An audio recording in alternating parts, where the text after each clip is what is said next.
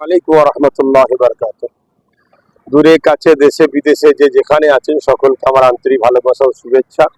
নিশ্চয়ই আপনারা জানেন কেন্দ্র সরকার যেভাবে একটার পর একটা কালা কানুন, সংবিধান বিরোধী একটার পর একটা আইন করতে চলেছে, যেভাবে সংবিধানকে আস্তে আস্তে শেষ করতে চাইছে বা দেশ বিরোধী কর্মকাণ্ড যেসব করতে চাইছে, এর প্রতিবাদে বিভিন্ন জায়গায় আন্দোলন হচ্ছে। পাশাপাশি ওয়াকফ সম্পদকেও কালা কানুনের মাধ্যমে যে ধ্বংস করার একটা পরিকল্পনা করছে, তার বিরুদ্ধে ফুরফা আহলে সুন্নাত ওয়াল জামাত দীর্ঘ জায়গায় প্রতিবাদ সভা, জনসভায় জনমত তৈরি করার চেষ্টা করছে।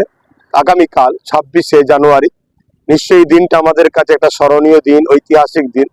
26শে জানুয়ারি প্রজাতন্ত্র দিবস, অর্থাৎ এই দিনে আমাদের সংবিধান লাগু হয়েছিল। ডক্টর বাবা সাহেব আম্বেদকরের নেতৃত্বে একটা কমিটি বোর্ড দ্বারা এই সংবিধান তৈরি হয়েছিল। সেই সংবিধান 1950-এ 26শে জানুয়ারি এই সংবিধান লাগু হয়েছিল।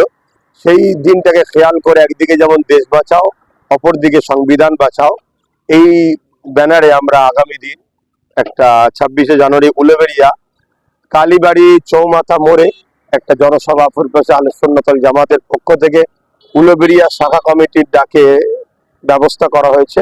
আমার প্রত্যেকটা হাওড়া জেলার বিভিন্ন জায়গার মানুষ, হাওড়া জেলা উলুবেড়িয়া আশপাশের মানুষ যারা আমাকে ভালোবাসেন, আসুন আমরা সবাই মিলে জনমত করে তুলি, সংবিধান বাঁচাও, দেশ বাঁচাও, এবং আমাদের যে সংবিধান রাইট দিয়েছেন ধর্মীয় স্বাধীনতা এবং আমাদের ওবিসি সংরক্ষণ, যেভাবে আজকে রাজ্য সরকারের গাফলতির জন্য ধ্বংস হয়ে গেল, সেটাকে বাঁচাবার লক্ষ্যেও আমাদের এই জনসভাকে আপনারা সকলে আসুন, একত্রিত হয়ে আমরা সাফল্যিত করি। কোনো রকম প্রচারণায়, কোনো রকম ফেক নিউজে কান না দিয়ে আমি আপনাদেরকে প্রচার করছি, দাওয়াত দিচ্ছি, আপনারা সকলে আসুন। এটা আমাদের দায়িত্ব।